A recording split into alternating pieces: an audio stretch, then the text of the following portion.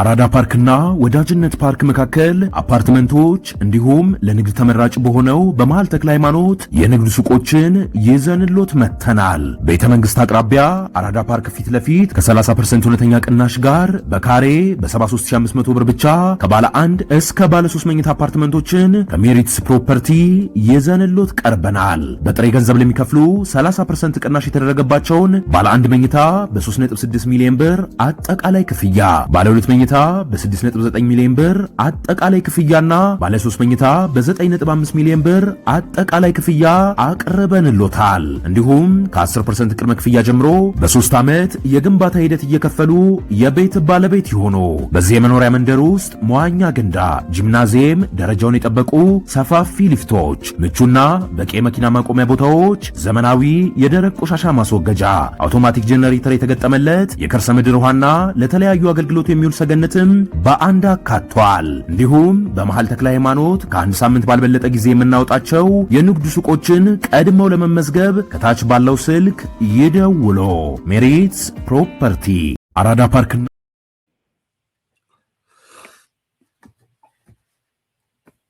የተሻሻለው መመሪያ ዛሬ ከከፍታ ወደ ከፍታ ነው የዛሬው ውይይታችን። በጣም ደስ ብሎኛል። በነገራችን ላይ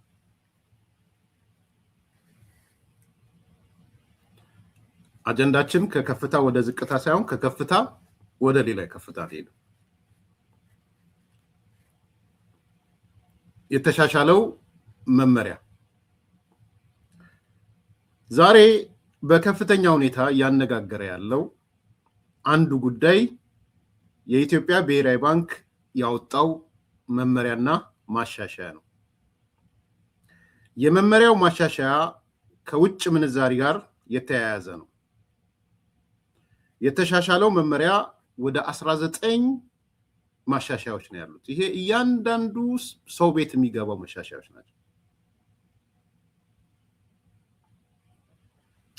ይህ የተሻሻለው መመሪያ በሙያተኞች ዘንድ በፖለቲከኞች ዘንድ ትልቅ መወደስ አክብሮት ተሰጥቶታል። ማህበረሰብን ከመጥቀም አንፃር ማለት ነው። እዚህ ላይ ትንሽ ያተኩራለሁ። ምንድነው መመሪያው የያዘው? ከእያንዳንዳችን አንፃር ሲመነዘር ምን ይመስላል የሚለውን ነገር እንድትሰሙኝ እንፈልጋለሁ። የሻቢያ ደጋፊዎች፣ የኤርትራ መንግስት ደጋፊዎች፣ የሻቢያ ተላላኪዎች፣ የኦሮሞ፣ የአማራ፣ የትግራይ ጽንፈኞች ሊያማችሁ ስለሚችል እባካችሁ ስቱዲዮን ለቃችሁ ውጡ። ይበቃኛል። 2300 ሰው ስላለ ይበቃናል። ያማችኋል እንሰሰሙ። ስለዚህ በተለይ የሻቢያ ዙሪያ የተሰባሰባችሁ ሰዎች አሁን የምትሰሟቸው ነገሮች ስለሚያማችሁ ለቃችሁ ውጡ። ምክንያቱም ከከፍታ ወደ ሌላኛው ከፍታ ነው እየሄድን ያለው። ይሄ ዛሬ የተሻሻለው መመሪያ እኔ መጀመሪያ ያደረኩት ከኢኮኖሚ አንፃር ወሳኝ የምላቸው የምመለከታቸው አካላቶች አሉ ሞኒተር ማድረጋቸው። ሞኒተር ከማድረጋቸው 1 3 4 አካላትን አይቻለሁ። ከነሱ ልጀምርላችሁና ምንድነው መመሪያው? ለኔ ምንድነው? ሁሌ የሚጠየቀው መቼም what is ለኔ ምን አለው ነው። እሱንም እነግራችኋለሁ። አንደኛው ሁሉ ጊዜ የኢኮኖሚ ጉዳዮች ሲመለከት ሌሎቻችሁም እንድትመለከቱ የምፈልገው አብዱልቃድር ሐጂ ኑረዲን የሚባል ፋይናንሻል ኮንሰልታንት አለ። የምታውቁት ሰዎች ነጃ አመስግኑልኝ። ነጃ አንዱ ያየሁት የአብዱልቃድር ሐጂ ኑረዲን ነው ያየሁት። ፋይናንሻል ኮንሰልታንት ነው። አብዱልቃድር ስለዛሬው መመሪያ እንዲህ ነው ያለው። 19 ነጥቦች ያሉት ማሻሻያው በአገሪቱ የፋይናንስ ታሪክ ትልቅ ለውጥ ተደርጎ ሊተወሰድ ይገባል። በአገሪቱ የፋይናንስ ታሪክ ትልቅ ለውጥ ነው። ሁለተኛ የተመለከትኩት ታዋቂው ፖለቲከኛም ኢኮኖሚስትም ሙሼ ሰሙን ነው ያየሁት። ክሪቲካል ነው ሙሼ ሰሙ እንደምታውቁት፣ በፊት ኢዴፓ የነበረው ነገሮችን ክሪቲካሊ የሚመለከት ማለት ነው። እሱም ጋር ያየሁኝ ሁለተኛ፣ እሱንም አየዋለሁ፣ ሁሌ ሞኒተር አድርገዋል።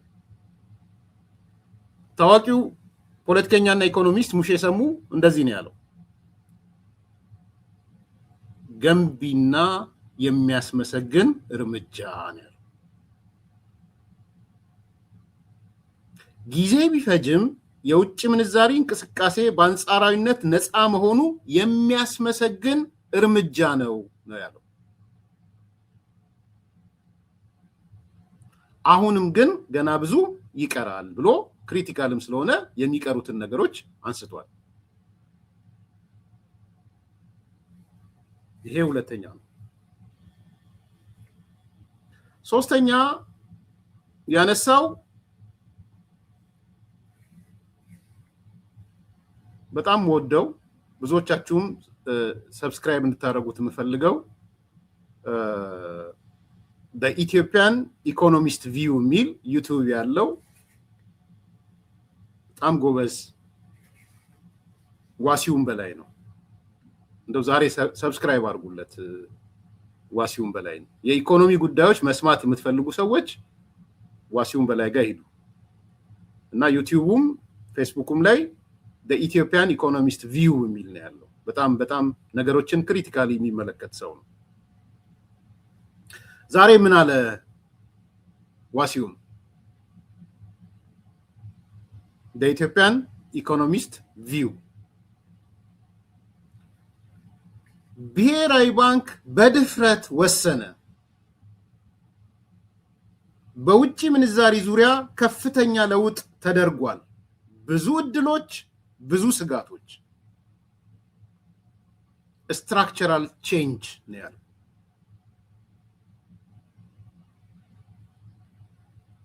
ስትራክቸራል ቼንጅ ነው ያለው።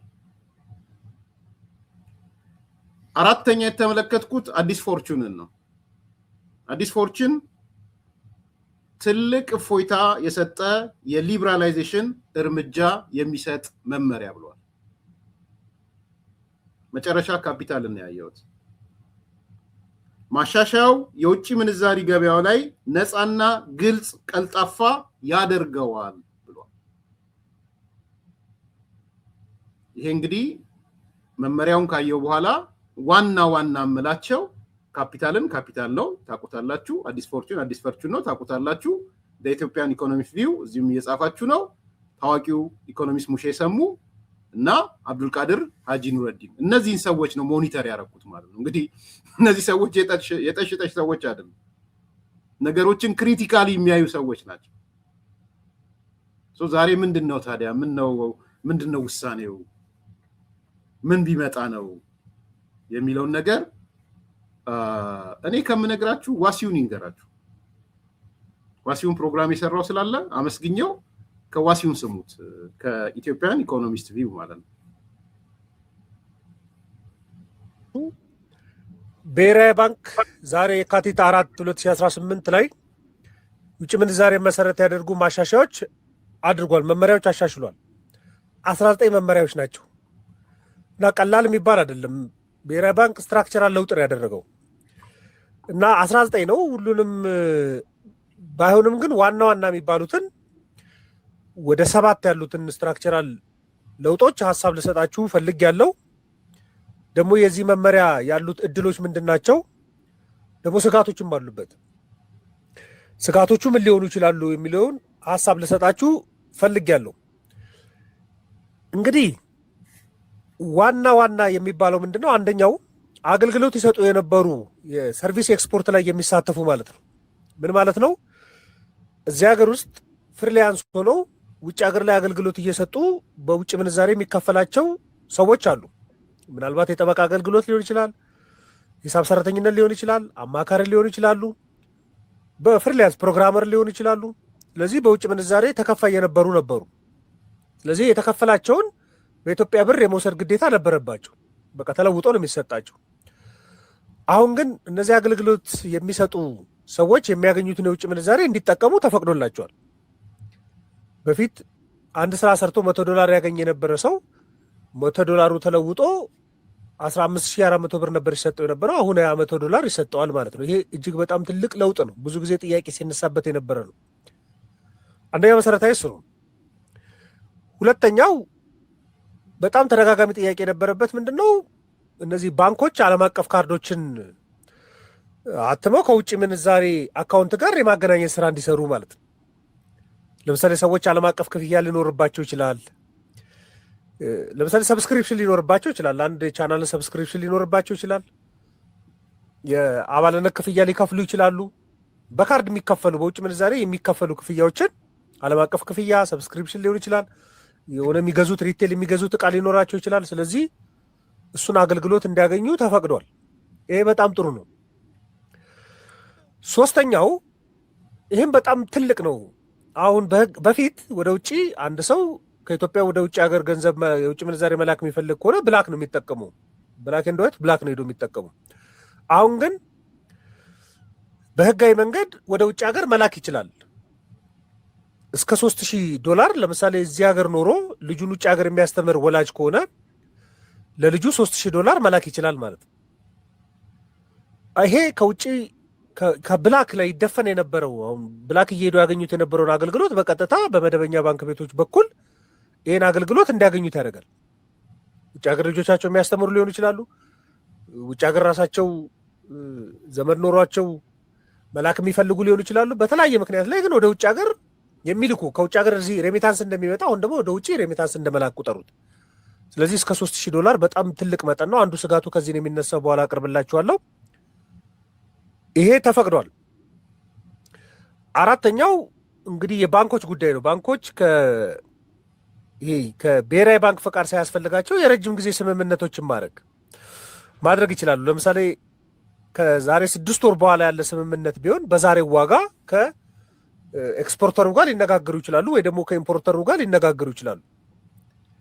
ስለዚህ በዛሬ ቀን ለቀጣይ መፍቀድ እንደዚህ አይነት አገልግሎቶችን እንዲሰጡ የሚፈቅድ መብትም ተሰጥቷል።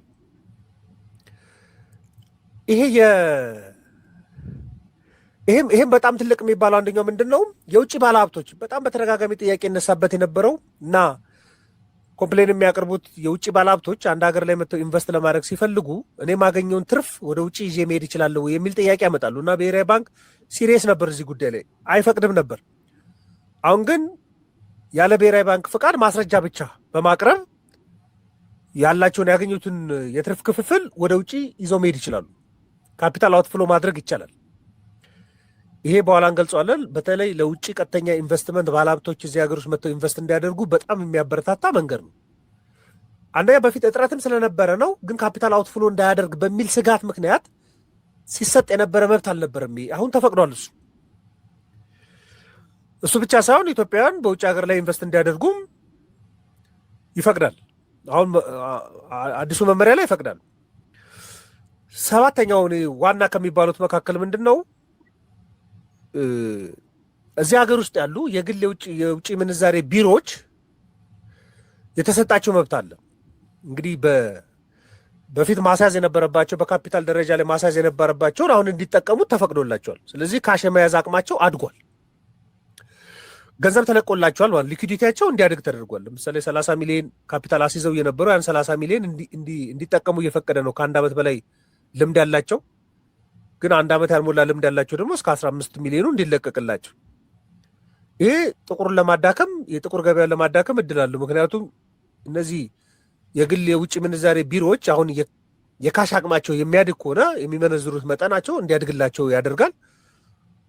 ስለዚህ የጥቁር ገበያው እንዲሳሳ ያደርጋል። ደግሞ እነሱ ሊኩዲቲ ሁኔታቸው እንዲሻሻል ያደርጋል። መሰረታዊ ይባለው ይሄ ነው። ሌሎችም አሉ። ለምሳሌ አነስተኛ ካፒታል የውጭ ምንዛሬ አካውንት ይከፈትበት የነበረው መጠን $100 ይል ነበር። አሁን ግን ሊሚት የለውም። ማንም ሰው መቶ በቀላሉ መክፈት ይችላል። ኢትዮጵያዊም ትውልድ ኢትዮጵያዊ መክፈት ይችላል የሚል መብት ሰጥቷል። አሁን እድሎቹ ምንድን ናቸው? ይሄ እድል ምንድን ነው የሚለውን በጣም መሰረታዊ የሚባሉትን አንድ ሶስቱን እናወራለን። እንግዲህ በዝርዝር ዋሲውን ያነሳላችሁ በኢትዮጵያን ኢኮኖሚስት ቪው ዋና የሚባሉትን ነጥቦች እኔ በኋላ ከነ አብዱልቃድርም የወሰድኩትን ከሌሎቹም የወሰድኩትን ሳመራይዝ አደርግላችኋለሁ 19 ውስጥ ያለው ግን ከፈረሱ አፍ እንድትሰሙ እነዚህ ሰዎች ትልልቅ ኢኮኖሚስቶች ናቸው እውነት ለመናገር የአደባባይ ምሁሮች ናቸው ማመስገንም መደገፍም ያስፈልጋል እነሱ ባይኖሩ ምን እናደርጋለን እና ለዚህም ነው ያቀረብኩት ያለውት እሱም ማቅረብ ብቻ ስለፈለኩ ሳይሆን ሄዳችሁ የአዲስ ኮምፓሶች ሰብስክራይብ እንድታደርጉትም ነው ዋሲውን ያነሳላችሁ ነገር አለ በጣም ጠቃሚ የሚባሉ ነጥቦች እነዚህ ነገሮች ሳመራይዝ ዳርገን በኋላ እኔ ያነሳላችኋለሁ አሁን የነዚህ ማሻሻያዎች ጥቅም ደግሞ ምንድነው የሚለው ነው ሊነግራችሁ እየፈለጋል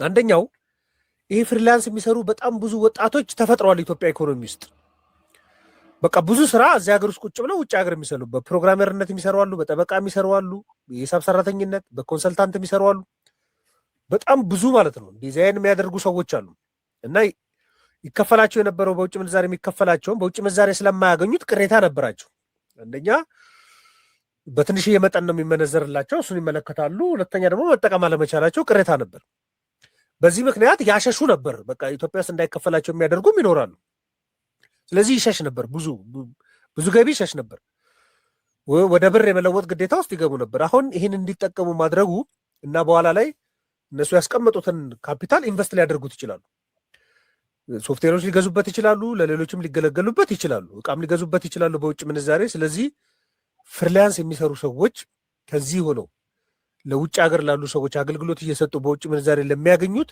ሰርቪስ ኤክስፖርት ለሚያደርጉት በጣም ጠቃሚ ነው ሰርቪስ ኤክስፖርትን የሚያሳድግ ነው ይሄ ስለዚህ አንዱ ዘቤስት የሚባለው እድል ይሄ እንደሆነ ነው የማስበው ሁለተኛው የጥቁር ገበያ በቃ እንዲረግብ የሚያደርግ ምክንያት ነው ይሄ በደንብ ማለት ነው ለምን ካላችሁ ሰው በቀላሉ ወደ ውጭ መላክ የሚችል ከሆነ የውጭ ምንዛሬ ካርድ ኖሮት የውጭ ምንዛሬ መግዛት የሚፈልገው መግዛት የሚችል ከሆነ በህጋዊ መልኩ መላክ የሚበረታታ ከሆነ ለምን ወደ ብላክ ይሄዳል ማለት ነው ስለዚህ ወደ ብላክ የሚሄድባቸው ምክንያቶች በሙሉ እንዲጠቡ ነው የተደረገው በዚህ መመሪያ ስለዚህ ጥቁር ገበያውን ለማዳከም እድል ይሰጠዋል የአይኤምኤፍ ሪኳየርመንት ማሟላት የአይኤምኤፍን ትእዛዝ ማሟላት ብቻ ሳይሆን ለገበያው በጣም ጥሩ መሆኑን ነው የሚያሳየው ሶስተኛው ላይ ጥሩ ነው ምለው ምንድነው የውጭ ቀጥተኛ ኢንቨስትመንት ኮንፊደንስን በጣም ነው የሚያሳድገው ዋናው ከውጭ የሚመጡ ባለሀብቶች ፎሪን ዳይሬክት ኢንቨስትመንት የሚባሉት ዋናው ስጋታቸው ማስወጣት እችላለሁ ወይ እሰራለሁ ኢንቨስት አደርጋለሁ እዚህ ሀገር ውስጥ ትርፍ አገኛለሁ ስለዚህ ትርፌን ይዤ መሄድ እችላለሁ በውጭ ምንዛሬ የሚል ጥያቄ ነበራቸው ስጋት ነው የትም ሀገር ስጋት ነው ስለዚህ እሱ ነው የተቀረፈላቸው ስለዚህ ሪስክ ቀንሷል ማለት ነው የውጭ ቀጥተኛ ኢንቨስትመንት ሪስክ አንደኛ ኢትዮጵያ የሚጎዳት የነበረው ካፒታል አውትፍሎ ማድረግ ስለማይቻል ነው ስለዚህ እዚሁ ሪስክ ቀነሰ ኢንቨስት ለማድረግ የነበረ ሪስክ ቀንሷል ስለዚህ ኢንቨስትመንት ማደጉ አይቀርም የውጭ ቀጥተኛ ኢንቨስትመንት አደገ ማለት ደግሞ የምርት ስርዓቱም የስራ ዕድሉም አብሮ የሚያድግ መሆኑን ማሰብ በደንብ ነው የሚያስፈልገው ግን ደግሞ ሪስክ የሌለበት አይደለም ስጋቶችም አሉበት መሰረታዊ የሚባሉት 1-3 ስጋቶች ማንሳት እንችላለን እንግዲህ እየነገራችሁ ያለው በፓርት ላስቀምጠው ብዬ ነው በኢትዮጵያን ኢኮኖሚስት ቪው ነው የሚባለው እንትኑ ድረገጹ እና ዩቲዩቡ ዋሲውን በላይ ብላችሁ ታገኙታላችሁ መጀመሪያ ለውጦቹን ነገራችሁ እና ያለውጥ ስትራክቸራል ነው መዋቅራዊ ለውጥ ነው ያለው አብዱልቃድር ደግሞ የፋይናንስ ታሪክ ትልቅ ለውጥ ነው ያለው ሙሼ ገንቢና የሚመሰገን ሪፎርም ነው ያለው አዲስ ፎርቹን ትልቅ እፎይታ የሰጠ የሊበራላይዜሽን እርምጃ ነው ያለው እነዚህ ሁሉ ክሪቲካል የሆኑ የፋይናንስ ሚዲያ እና ሰዎች ናቸው በነገራችን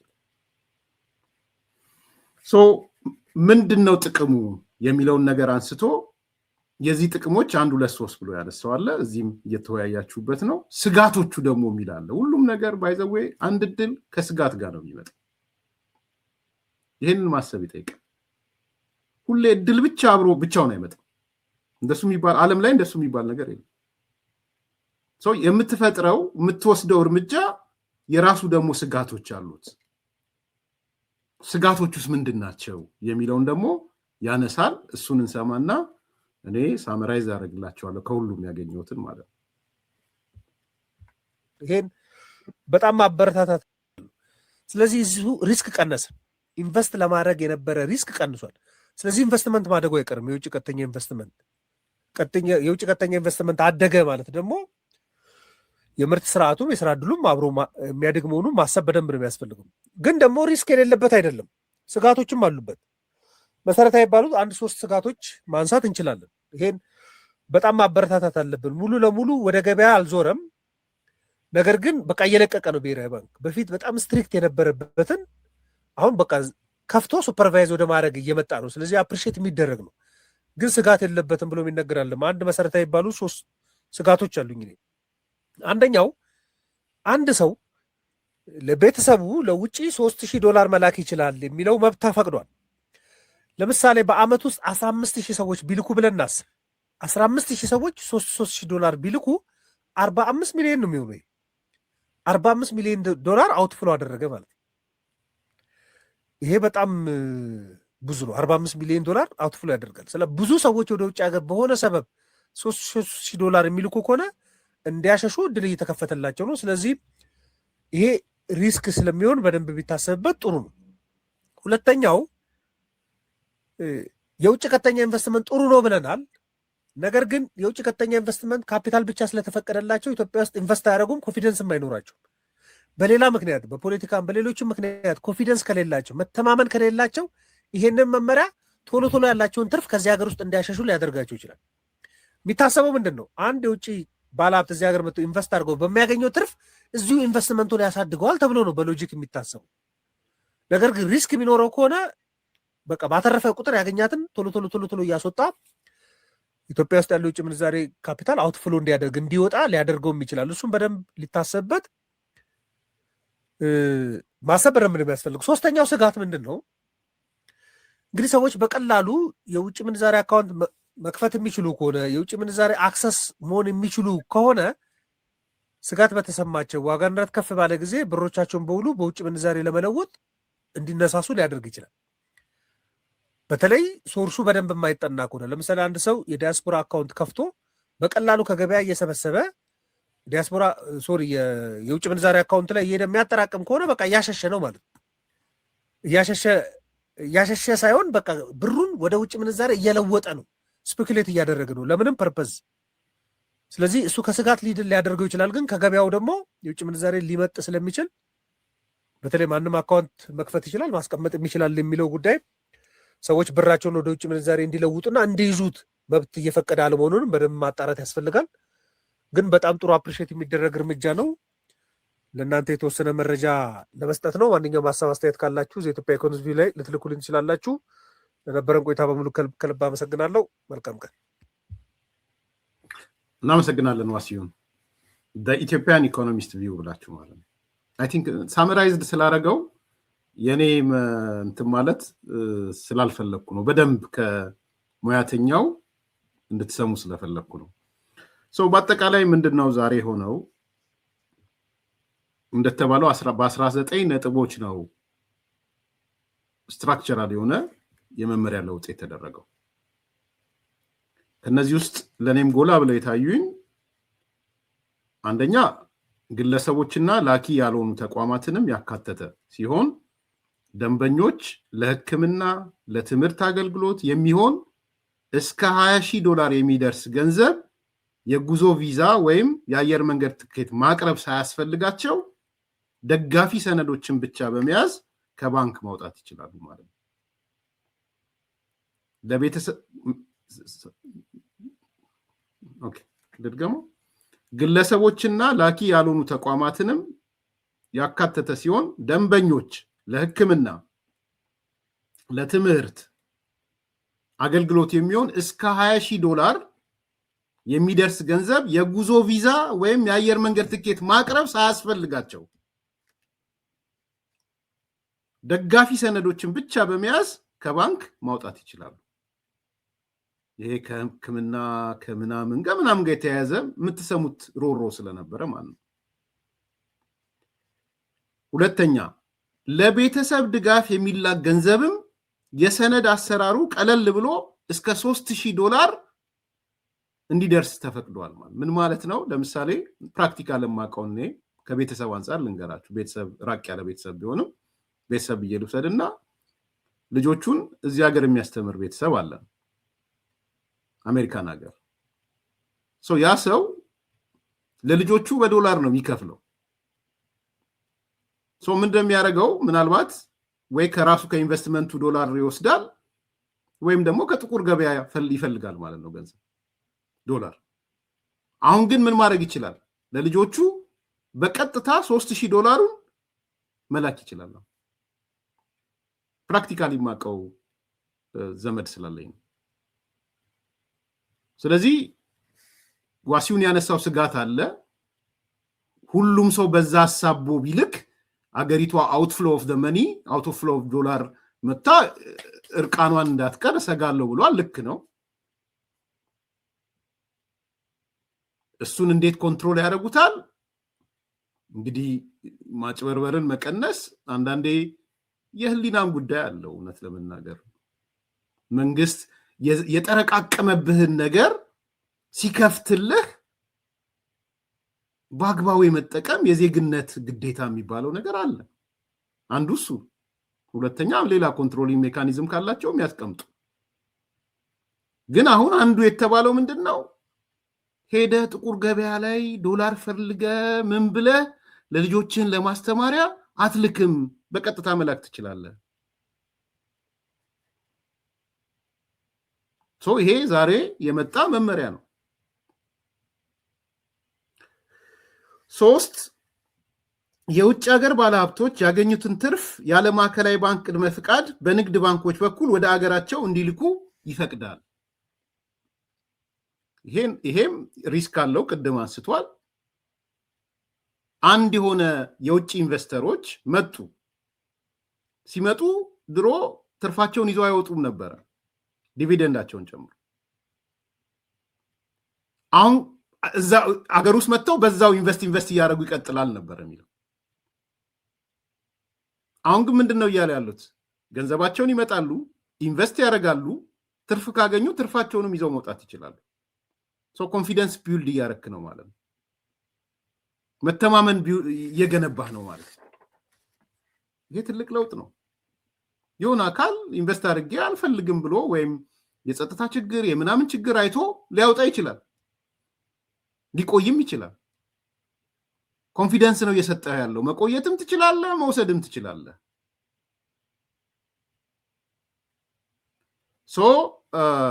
ይሄ ሌላኛው ጉዳይ ማለት ነው። እነዚህን ወስደን ሌላው ደግሞ አራተኛ ብዙ ኢትዮጵያውያን አሉ። እኔም ኢትዮጵያ ያለው የማውቀው ነገር ነው። በውጭ ድርጅት ይቀጠራሉ፣ ለውጭ ሀገር ይሰራሉ። አሁን ደግሞ እየበለጠ ሄዳል። የኮዲንግ ተማሪዎች ሊኖሩ ይችላሉ፣ የኢንሹራንስ ሰራተኞች ሊኖሩ ይችላሉ። ከውጭ ሀገር ጋር የተገናኘ ስራ ያላቸው ሰዎች ሊኖሩ ይችላሉ። ምንድን ነበረ የሚደረገ የነበረው? አንተ የምትሰራው ለውጪ ነው። ለምሳሌ የሆነ ኤምባሲ ሹፌር፣ አትክልተኛ ወይም ፋይናንስ ሰራተኛ ወይም ልትሆን ትችላለህ። አሜሪካ ኤምባሲ ወይ ሌላ ኤምባሲ ሊሆን ይችላል። የሚከፍልህ በዶላር አይከፍልህም። ምንድነው የሚያደርገው? ብሩን መንዝሮ በመደበኛ ዋጋ ነው የሚሰጥ። አሁን ግን ለነዚህ ሰዎች ውጭ የተቀጠሩ በተለያየ መንገድ ኢትዮጵያም ቁጭ ብሎ ለውጭ ካምፓኒ የሚሰሩ ሰዎች የሚያገኙትን ገንዘብ በዶላር ያገኛሉ ማለት ነው። ይሄ ሌላኛው ለውጥ ነው ማለት ነው። እነዚህን እንውሰድና አይ ቲንክ በጣም የወደድኩት ማጠቃለያ አብዱልቃድር የጻፈው ነው። ኮንሰልታንቱ አብዱልቃድር በ3-4 ነጥቦች አስቀምጦታል። እሱን ሳመራይዝ ላድርግላችሁ። ምን ማለት ነው? ለባንኮች፣ ለነጋዴዎች፣ ለከተማው፣ ለተራው ዜጋ ፋይዳው ምንድን ነው?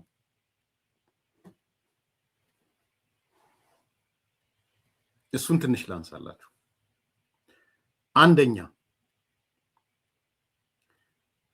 ዶላር እንደ ሐሺሽ መቁጠርን ያስወግዳል። ዶላር እንደ ሐሺሽ በሉና ርዕስ ያዙት ከፈለጋችሁ። ምን ማለት ነው? ከዚህ ቀደም ኢትዮጵያ ውስጥ ዶላር ይዘህ ብትገኝ ፍርድ ቤት ትከሰሳለህ። አይታችሁ ከሆነ የአንዳንድ ሰዎች ክስ ላይ ይሄን ያህል የውጭ ገንዘብ በመያዝ ምናምን የሚል አላያችሁ? ያ የመጣበት ምክንያት ዶላር ኪስ ውስጥ መገኘት የለበትም። የበፊቱ ሕግ እሱ ነው። ተደብቀ ምናምን ሾልከ የምትቀይረው ለዛ ነው። እዚህ ሀገር ያለውን ዶላር የሆነ ውጭ ሀገር ወደ ኢትዮጵያ ሲሄዱ ለልጆቼ ለምናምን ዶላር ስጥልኝ ትልና ያ ግን ዶላር ሪስክ ነው እየሰጣ ያለው። ቢኮዝ ያ ሰውዬ ዶላሩን ይዞ ቢገኝ ወንጀለኛ ነው የሚሆነው። ከየት እንዳመጣም መናገር አለበት። አሁን ግን ምን ሆነ? ዶላር እንደ ሐሺሽ መቆጠር ተወገደ። ዶላር ይዘህ ተገኘህ ተብሎ ክስ አይቀርብም ማለት ነው። ትልቅ ዜና ነው እውነት ለመናገር። ማንኛውም ሰው በእጁ ላይ ያለውን ዶላር ወይም ዩሮ የጉምሩክ ዲክላሬሽን አምጣ ሳይባል ወደ ባንክ ገብቶ መመንዘር ወይም በሂሳቡ ማስቀመጥ ይችላል ማለት ነው። ስለዚህ ዶላሩ ቢኖራችሁ ሄዳችሁ ማስቀመጥ ትችላላችሁ። አምጣ የጉምሩክ ዲክላሬሽን አትጠየቁም ማለት ነው። ስለዚህ በቤት ገንዘብ ካላችሁ ወይም በካዝና የተቀመጠ ካላችሁ ብትወስዱ እንደ አምነስቲ ነው ማለት ነው። ብላክ ማርኬቱን ይቀንሰዋል።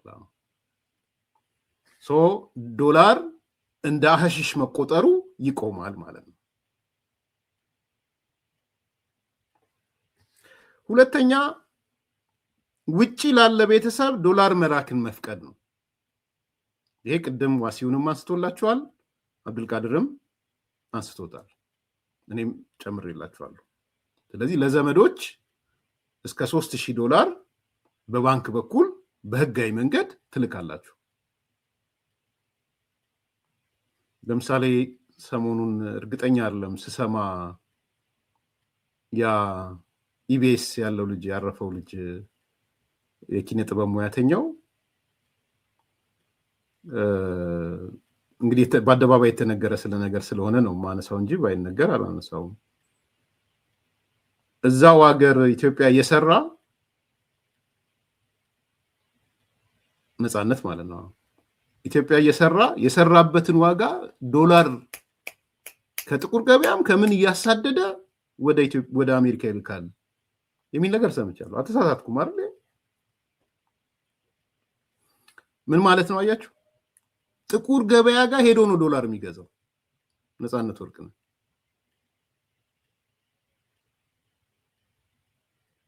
ምንድነው የሚሆነው? በ180 ምናምን በምናምን እንግዲህ አላውቅም ኢትዮጵያ ያለ የጥቁር ገበያ ዋጋ ስንት እንደሆነ በዛ ደረጃ ገዝቶ እሱንም አግኝቶ ነው የሚልከው ማለት ነው።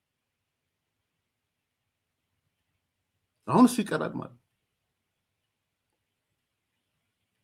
ኦኬ። እንትኑን ፕራክቲካሊ ምን ማለት ነው የሚለውን እንድታውቁት ስለፈለኩ ነው።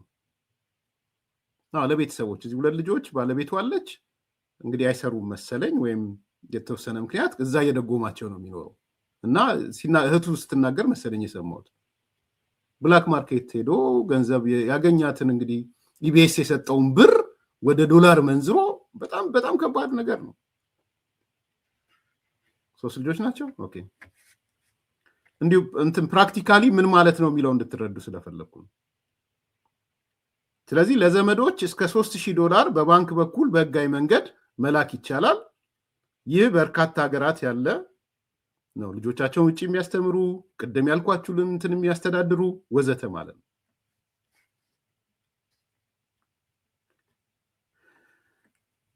ሶስተኛው ለህክምናና ትምህርት ነው። ቅድም አንስቼላችኋለሁ። ለህክምናና ትምህርት ለጉዞ ወጪዎች ከራስ አካውንት ላይ ክፍያ መፈጸም በጣም ቀላል ሆኗል። ለምሳሌ የውጭ ትምህርት እድል ያገኙ ሰዎች ወዘተ ማለት ነው። አራተኛው ላኪዎች 100% ዶላርን ለራስ መያዝ ወይም መጠቀም ይችላሉ። ይሄ ከኢንቨስትመንት አንፃር የተሰራ ነው። አብዱልቃድር እንደሚለን በአገልግሎት ዘርፍ ሰርቪስ ኤክስፖርትስ የተሰማሩ እንደ ቴክኖሎጂ፣ እንደ ኮንሰልታንሲ፣ ሌሎችም ያገኙትን ዶላር በ100% ለራሳቸው መያዝ ተፈቅዶላቸዋል። ይሄ ደግሞ በጣም ጥሩ ነው የሚለው ስታርታፕ ላይ ላሉ ሰዎች ትልቅ የምስራች ነው። በዶላር ክፍያ እያገኙ ዶላሩን መቀበል አለመቻል ማለት ነው። ቅድም ያነሳውላችሁ የአዳዲስ ወጣቶች በተለይ በጣም ብዙ ወጣቶች አሉ። አዳዲስ ስታርታፕ መኒ ላይ ገቡ፣ ስታርታፕ ቢዝነስ ላይ ገቡ፣ ውጭ ድርጅት ጋር የሚሰሩ ኮኔክሽን ያላቸው ኢትዮጵያ ተቀምጠው የዶላር የተቀጠሩ ሰዎች በፊት ቢሆን ዶላር በቀጥታ ኪሳቸው አይገባም፣ በኢትዮጵያ ምንዛሬ ነበር የሚሰጣቸው። አሁን ግን በቀጥታ ዶላሩን ያገኛሉ ማለት ነው። ይሄ አራተኛው ነጥብ ነው ማለት ነው። አምስተኛ ዓለም አቀፍ ካርድ ቪዛ እና ማስተር ካርድ የኛ ሀገር የተለመደ ነው። ወይ ቪዛ ማስተር ካርድ ነው የሚኖራችሁ። የዓለም አቀፍ ማስተር ካርድ እና ቪዛ ካርድ ይኖራችኋል ማለት ትራንዛክሽኑን ዓለም አቀፋዊ ማድረግ ትችላላችሁ ማለት ነው። ባንኮች ለደንበኞቻቸው በውጭ ሀገር ለሚሰራ ካርድ ማውጣት ይችላሉ ማለት ነው። ኦንላይን ለመገበያየት ልትፈልጉ፣ በተለያየ መንገድ ልትፈልጉ ቪዛ ይኖራችኋል፣ ማስተር ካርድ ይኖራችኋል ማለት ነው። አምስተኛው ጥቅሙ እሱ ነው። ስድስተኛ የውጭ ኢንቨስትመንትን ያበረታታል። ቅድም ያነሳሁት ነው፣ ዋሲውንም አንስቶላችኋል። የውጭ ኢንቨስትመንት ማበረታታት ማለት ነው። ብዙ የውጭ ኢንቨስተሮች ይዘው የሚመጡትን ዶላር ይዘው ይመጣሉ። ዶላር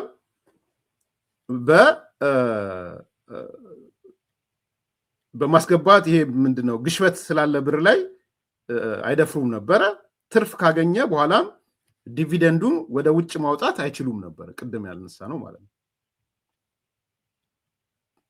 በቃ ኢንቨስተሩ መጥቶ ኢንቨስት ያደርጋል፣ ዲቪደንዱን፣ ክፍያውን፣ ትርፉን ምናምን ማውጣት አይችልም ነበር። ይሄ ብዙ ቅሬታ ያለው ኢንቨስትመንትን ማይስብ ነበረ በነገራችን ላይ። አሁን የሆነው ነገር ይሄም እንዲቀር ተደርጓል እና አብዱልቃድር እንዲህ ይለናል፣ በቁጭት ነው የጻፋት። የአፍሪካ ዋና ከተማ ሆና የኖረች ሀገር አጉል ቆልፋ ቆይታ በድህነት ኖረች። የአፍሪካ ዋና ከተማ ራሷን ቆልፋ የኖረች የአፍሪካ ከተማ ማለት ነው። ኢንቨስተሮች ያመጡትን ዶላር ከነትርፍ በዶላር የሚያወጡ ከሆነ ይመጣሉ። ከኛ የሚጠበቀው ተጨማሪ እንዲያመጡ ማበረታታት ነው። ለሞር በለቀካቸው ቁጥር ኢንቨስት አድርጉ፣ ይዛችሁ ሂዱ። ሌላ ኢንቨስትመንት ካያችሁ ተሳተፉ ባልን ቁጥር ፍሎ ይኖራል፣ ካፒታል ፍሎ ይኖራል። ስለዚህ ይሄ በጣም የተለጠጠ ህግ ነው። ስጋቶች ግን የሉም ማለት አይደለም። ስጋቶቹን ቅድም ዋሲውን አንስቷቸዋል እና አብዱልቃድርም አንስተዋቸዋል፣ እነ ሙሼም አንስተዋቸዋል። ሙሼ በብዛት ያነሳው ገና ነው። ብሔራዊ ባንኩ ወደ ነፃ መምጣት አለበት ነው የሚለው። ይሄ ከመንግስት ቁጥጥር መላቀቅ አለበት ነው የሚለው ሙሼ። እሱን ክሬዲት ሰጥቼ ሀሳቡን አንስቼ ለመሄድ ማለት ነው። ፖዚቲቭ ብቻ አይደለም የሚያነሳው፣ ስጋቶች አሉኝ በሚለው ማለት ነው። ዋሲውን ደግሞ ቅድም ያነሳቸውን ስጋቶች ሰምታችኋል እና አብዱልቃድርም የሚጠበቁ ስጋቶች ብለው፣ አንደኛ ጊዜያዊ የዋጋ ንረት ሊኖር ይችላል። ከወዲሁ አንዱ ስጋት እሱ ነው። ቴምፖራሪ የሆነ ኢንፍሌሽን ሊኖር ይችላል ማለት ነው። ገበያው አዲሱን ስርዓት እስኪላመድ ድረስ የምንዛሪ ተመን ሊንር ይችላል። ይህም ከውጭ የሚገቡ ምርቶች ዋጋ ላይ ጭማሪ ሊፈጠር ይችላል። ኢምፖርት የምናደርጋቸው ዋጋቸው ሊጨምር ይችላል ማለት ነው። መጀመሪያ እንዘጭ ብሎ ተመልሶ የሚመለስ ወይም የሚስተካከል አይነት ሂደት ማለት ነው። መጀመሪያ ላይ ኤክስፔክት እናደርጋለን። ምንድነው ኤክስፔክት የምናደርገው? የጊዜያዊ የዋጋ ንረት ሊኖር ይችላል የሚል። ሁለተኛ የባንኮች አቅም ነው አብዱልቃድር የሚያነሳው።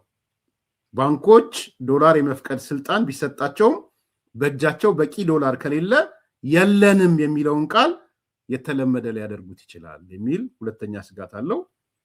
ሶስተኛ ዋሲሁንም አብዱልቃድርም የተጋሩት ስጋት የካፒታል ሽሽት ሊመጣ ይችላል የሚል ነው። ይሄ ካፒታል ሽሽት ቅድም የሆነ ኤክስተርናል ኮንዲሽኖች የጸጥታ የተለያየ ነገር ካለ ሰው ካፒታል ወደ ማሸሽ ኢንቨስተሮቹ ወደዛ ሊገቡ ይችላሉ። እነዚህ አይነት ስጋቶችም አሉ። ያም ሆነ ግን ሁሉም ሙያተኞች፣ ፖለቲከኞች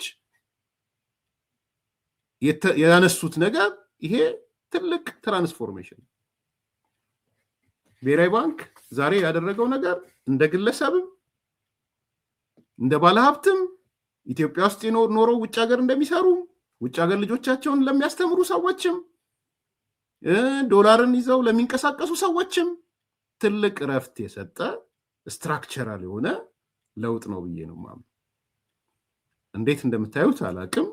ቅድም እንዳነሳሁት ስጋቶቹ እንደተጠበቀ ሆኖ ማለት ነው።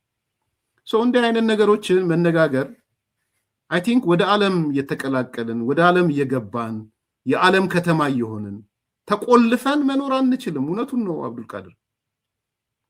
የአፍሪካ ከተማ የአፍሪካ መዲና ምናምን እያለን ቁልፍልፍ ብለን ልንኖር አንችልም። አንዳንዴ እኮ እኔ ከምሬ ነው የምነግራችሁ። እኔ የፋይናንሻል ማኔጅመንትም ተምሬያለሁ። ያው ሌላኛው ማስተርሴን በፋይናንስ ነው የሰራሁት እና አንዳንዴ አፍራለሁ ማለት ክላስ ውስጥ እዚህ ሀገር ነው የሰራሁት ማስተርሴን እና ስለ እንትን እየተነሳ እኛ ሀገር ገና ነው ምናምን ስል ይደነግጣሉ በጣም ሪሊ። አዎ ስቶክ ማርኬት ኢትዮጵያ እንደትን የለም እንዳለ ትምህርት እኮ እሱ ነው ከሀስከፈ አይደለም። እሱ ኢትዮጵያ ቁጭ ብለን የምንማረው ትምህርት እሱ ነው አይደል? ይሄን በባችለር ሌቭል ራሱ እና ኢትዮጵያ ውስጥ የለም ምናምን ስንዴ እንግዲህ በንጉሱ ጊዜ የነበረ ነገር በነገራችን በንጉሱ ጊዜ ስቶክ ማርኬት ነበር።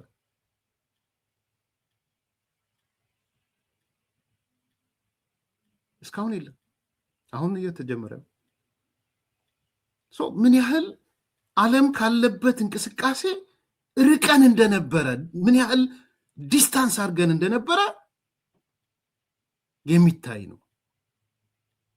ወደ ዓለም እየተቀላቀልን ነው። ወደ ግሎባሉ እየገባን ነው። በፋይናንስ ዘርፉ እየገባን ነው። ይሄ ደግሞ የራሱ ፖዚቲቭ ጎኖች አሉት፣ የራሱ ስጋቶች አሉት እና አንዲት ትልቅ የአፍሪካ ከተማ በብዙ ነገሮች ተቀርቅሮ ቅርቃር ውስጥ የገባች ከተማ ይዘን ልንቆይ ልንሰነብት አንችልም።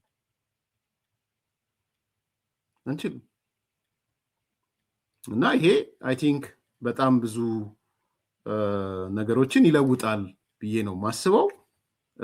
የበለጠ ክላሪቲ ሊፈጠርበት ይገባል፣ ሐሳብ ሊሰጥበት ይገባል የሚል ጥያቄ ካላችሁ addiscompass@gmail.com ላይ ላኩልን። ወይም ተጨማሪ ሐሳብም ካላችሁ ሙያተኞችም ይሆናችሁ ከሙያተኞች ውጭ ያላችሁ ላኩልን። ሰዎችን ፈልገን እኛም ይዘን እንመጣለን። ወይም ደግሞ ማብራሪያም ከሰጡን ማብራሪያውን ይዘን መተን እንሰራበታለን። እንዲህ አይነት ለውጥ ግን እውነቴን ነው የምላችሁ አፕሪሺየት እናርግ። አንደኛ እኔ ገባይ ነገር ኢትዮጵያ ውስጥ ያለው የዶላር መጠን ጨምሯል ማለት ነው። አንዱ ከዚህ በፊት የምናነሳው ትዝ ይላችኋል የ2 ሳምንት ብቻ የ1 ሳምንት ነው የቀረው የ3 ሳምንት ነው ቀረው ሪዘርቭ ምናምን ስንል ሳታስቡ ቀርታችሁ አላቅም። እኔ በተለይ ኮንሰርን ስለነበረኝ ዳታ አከታተል ነበር ከብሔራዊ ባንክ ጨምሮ ጆሮዬን ከፍቼ ነበረ። ስንት ነው ሪዘርቭ ምን ያህል አለ ምናምን እያልኩ።